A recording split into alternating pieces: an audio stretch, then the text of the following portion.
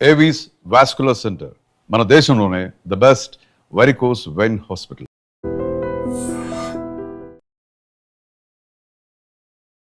పల్నాడు జిల్లా మాచర్లలో కన్న తండ్రి కూతుర్ని దారుణంగా చంపేశాడండి. చాలా బాధాకరమైనటువంటి విషయం. నిజంగా మాచర్ల పట్టణంలో ఈ ఘటనకు సంబంధించిన వాస్తవాలు కొంచెం లేటుగా తెలిసినాయి. ఒక వారం తర్వాత అసలు నిజం బయటకు వచ్చింది. నిజం తెలిసి అక్కడ ఉన్న వాళ్ళే కాదు, రాష్ట్ర వ్యాప్తంగా ఈ కేసు గురించి తెలిసిన వాళ్ళు అవాక్కైపోయారు. ఈ కేసు ఏంటి, ఈ కేసుకు సంబంధించిన డీటెయిల్స్ ఒక్కసారి మీకు వివరించే ప్రయత్నం చేస్తా. మాచర్ల పట్టణంలో చౌడేశ్వరి అనే అమ్మాయి, ఆమె ఇంటర్మీడియట్ చదువుకుంది, ఇంట్లోనే ఉంటుంది. 21 సంవత్సరాలు అమ్మాయికి జమ్మలమడుగుకి సంబంధించినటువంటి నాగరాజ్తో ప్రేమ ఏర్పడింది, ప్రేమించుకుంటున్నారు. కానీ వీళ్ళ ప్రేమను ఇంట్లో వాళ్ళు యాక్సెప్ట్ చేయకపోయేసరికి ఒకరోజు ఏం చేశారు, వీళ్ళిద్దరూ ఇంట్లో నుంచి బయటకు వెళ్ళిపోయారు. ఇంట్లో వాళ్ళు బాగా వెతుకుతున్నారు, ఎవరికి కనిపించట్లేదు. ఈ తండ్రి పోలీసులకు ఆల్రెడీ కేసు పెట్టాడు, పోలీసులు కూడా వెతుకుతున్నారు. ఒక వారం రోజులైంది, అసలు ఏ మాత్రం కూడా ఆచూకీ లభించలేదు. వీళ్ళు ఎక్కడో దూరం వెళ్ళి ఉంటున్నారు, నాగరాజు, చౌడేశ్వరి.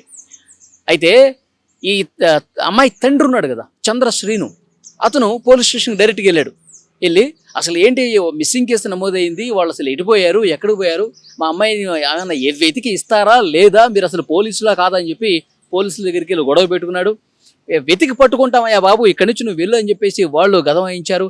ఆ తర్వాత అక్కడే ఆ కోపాన్ని ఉండబట్టలేక ఇంకెందుకు నా కూతురు లేని జీవితం నాకెందుకు, నేను ఇక బతకనని చెప్పి పెట్రోల్ తెచ్చుకొని పోలీస్ స్టేషన్ దగ్గరే నిలబడి పెట్రోల్ పోసుకొని తనను తాను కాల్చుకునే ప్రయత్నం చేయబోయాడు.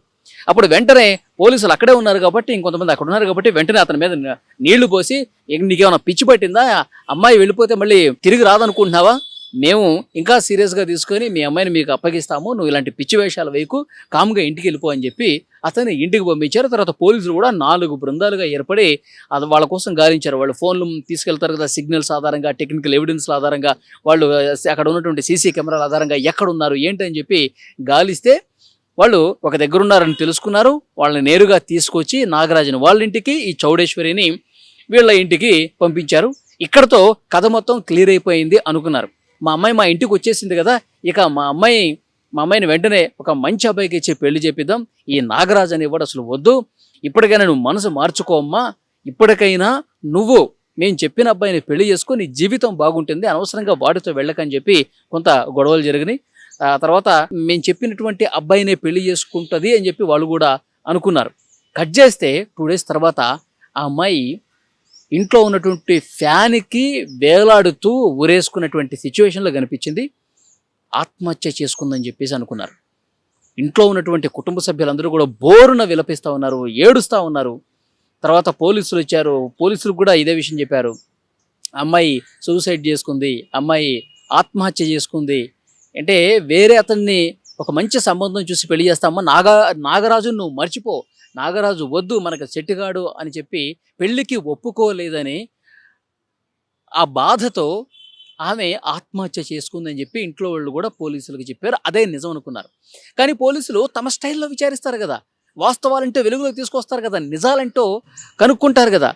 పోలీసుల విచారణలో తేలినటువంటి భయంకరమైనటువంటి విషయం ఏంటంటే, ఈ అమ్మాయి బయటికి పోలీసులు అప్పగించారు కదా, ఎక్కడుందో కనుక్కుని అప్పగించారు కదా, ఆ తర్వాత రోజు రాత్రి తండ్రి చాలా దుర్మార్గంగా ఇంట్లో తలుపులు బయటకేసి కుటుంబ సభ్యులందరినీ కూడా బయటికి పంపించి ఏమీ తెలియనట్టుగా ఇంటి లోపలికి వెళ్ళి గడియ పెట్టేసి, నువ్వు ఎందుకు నేను చెప్పిన వాడిని పెళ్లి చేసుకోవటం లేదు, నువ్వు ఎవరితో పడితే వాడితో వెళ్ళిపోయి ఎవరిని పడితే వాడిని పెళ్లి చేసుకుని నా పరువు తీస్తావా, నేను అసలు రోడ్డు మీద తలెత్తుకుని బతకాలా వద్దా, లేదంటే నేను కూడా చచ్చిపోవాలా, ఎందుకే ఇట్లా తయారయ్యారు మీరని చెప్పి కూతురుతో గొడవపడి, నువ్వు ఇక వినవు, మీ ఇట్లా చెప్తే వినవని చెప్పి ఆ కూతుర్ని కింద నేల మీద పడుకోబెట్టి కడుపు మీద ఎక్కి గొంతు పిసికేసి ఆ దిండుతో ముఖం మీద గట్టిగా అదిమ పెట్టి శ్వాస ఆడకుండా చేసి, ఊపిరాడకుండా చేసి, తర్వాత ఆమె కొన ఊపిరితో ఉండగా ఇక 1 నిమిషం 2 నిమిషాల్లో అయిపోతుంది అనగా, అప్పుడు అక్కడే ఉన్నటువంటి ఒక చీరలు ఉంటాయి కదా ఆ రూమ్లో, ఒక కొత్త చీర తీసుకుని ఆమె మెడకి బిగించి డైరెక్ట్గా ఆమె కొన ఊపిరితో ఇక కొట్టుమిట్టాడుతోంది. డైరెక్ట్గా పైన ఉన్నటువంటి ఫ్యాన్కి వేలాడి తీశాడు. కన్న తండ్రి వేలాడి తీసి ఆమె ఉరేసుకుని చనిపోయిందని చెప్పి అందరికీ నమ్మించే ప్రయత్నం చేశాడు. అంతకుముందు ఆయనే ఆ పాప మీద గుండెల మీద కూర్చొని అదిమి పట్టి ఊపిరాడకుండా చేసి ఇక లాస్ట్లో క్లైమాక్స్లో ఊరేసి చీరకి గొంతు బిగించి ఫ్యాన్కి వేలాడదీసి చనిపోయింది, ఆత్మహత్య చేసుకుందని చెప్పి ఊళ్ళో వాళ్ళందరినీ నమ్మించే ప్రయత్నం చేశారు. మీరు స్క్రీన్ మీద దృశ్యాల్లో కూడా చూడొచ్చు, తండ్రికి సంబంధించిన దృశ్యం కూడా చూడొచ్చు. అసలు ఏమీ ఎరగనట్టుగా నేను తీసుకొచ్చిన వాడిని చేసుకోమన్నందుకు అది నచ్చక, నాగరాజు వద్దు అన్నందుకు, ప్రేమ పెళ్లి వద్దు అన్నందుకు ఇంట్లో ఆత్మహత్య చేసుకుని చచ్చిపోయిందయ్యా అని చెప్పి కుటుంబ సభ్యులందరూ కూడా ఏడవటం మొదలుపెట్టారు. కానీ అతనికి తెలుసు, కుటుంబ సభ్యులందరికీ తెలుసు, పరువు కోసం ఈ విధంగా తండ్రే కన్న కూతుర్ని చాలా దారుణంగా నిర్దాక్షణ్యంగా మర్డర్ చేశాడు అన్నది ఇప్పుడు వెలుగులోకి వచ్చింది. వారం రోజుల క్రితం మిస్ అయిపోయినటువంటి అమ్మాయి తర్వాత ఇంటికి తీసుకొచ్చారు. ఇంటికి తీసుకొచ్చిన తర్వాత ఆమెని ఇంత దారుణంగా చంపిన విషయం వారం రోజుల తర్వాత ఇప్పుడు మళ్ళీ ఇన్వెస్టిగేషన్లో బయటకు వచ్చింది.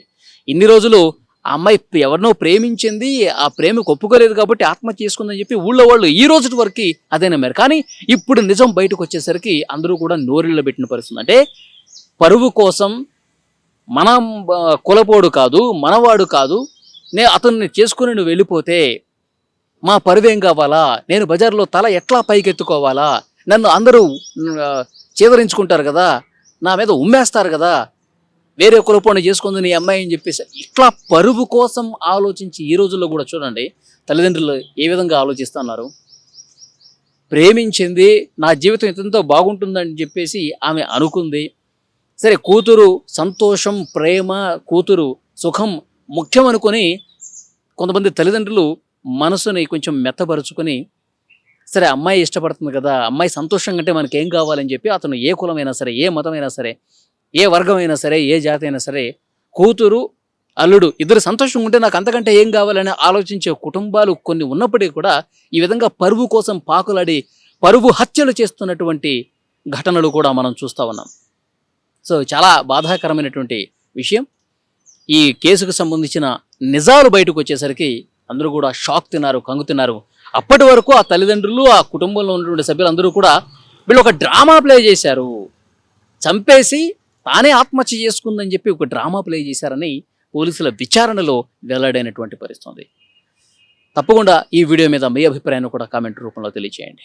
And for more videos, Please subscribe to iDream. Please subscribe to iDream. Please subscribe iDream. And please subscribe to iDream.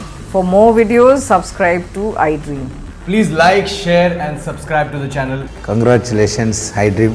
Subscribe to iDream. Subscribe to iDream. So subscribe to iDream Media.